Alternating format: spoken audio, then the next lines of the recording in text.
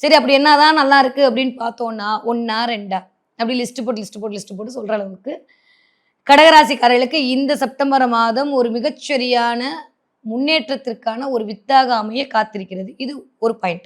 2வது 2 விதமான பலாபலன்களை இந்த தடவ கடகராசிக்காரர்கள் எக்ஸ்பெக்ட் பண்ணலாம். சொல்லப்போனா ஒரு 3 விதமான பலன கூட எக்ஸ்பெக்ட் பண்ணலாம். டிபெண்ட்ஸ் அப்பான் இந்த தடவ செவ்வாயுடைய டிரான்சிட் கிட்டத்தட்ட ஒரு 3 இடங்கள்ல செவ்வாய் வந்து ரிங்க ரோஸ் ஆடப்போறாரு. இதுவரைக்கும் அப்படியே ஒரு இடத்துல நின்னு அப்படியே வந்து ஸ்ட்ராங்கா ஃபவுண்டேஷன் போட்டிருந்தாரு. எங்க காலபுருஷனோட 6ஆம் வீட்ல செவ்வாய் வந்து. அது நம்மளுக்கு ஒரு 3ஆம் வீடாவும் வந்துச்சு. ஸோ நெறைய முயற்சி பண்ணோம். நெறைய வந்து பணத்துக்காக முயற்சி பண்ணோம். கடன் அடைக்கிறதுக்கு நெறைய முயற்சி பண்ணோம். வேலைக்கு நெறைய முயற்சி பண்ணோம். இதெல்லாம் நான் ஹெல்த் ரீதியான ஒரு நல்ல ஒரு அ அ நல்ல ஒரு ஜிம்முக்கு போறது, ஜிம் பாடியா இருக்கிற மாரி நெறைய ஹெல்த் சம்மந்தப்பட்ட ஒரு விஷயங்கள்லாம் மேற்கொண்டோம். ஓகே. அப்படியே செவ்வாய் இப்ப டிரான்சிட் ஆயி 4ஆம் இடமான சுகஸ்தானத்தில் அமரப் போகிறார். சூப்பர் இல்லையா அப்படின்னு பொறுத்தா சூப்பரான விஷயம். ஏன்னா, கடக ராசிக்கு என்னதான் செவ்வாய் நீச்சமா இருந்தாலுமே, யோகத்தை செவ்வாய் கடமைப்பட்டவர். அவ்வளோதான்.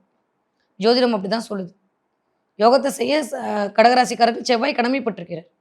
அவர் போய் அமரக்கூடிய இடம், அதுக்கப்புறம் உங்களுடைய 5ஆம் வீட்ல அமரக்கூடிய இடம்லாம் வாவ்! எக்ஸ்ட்ரார்டினரியா இருக்க போது கடகராசிக்காரர்களுக்கு. ஓகே.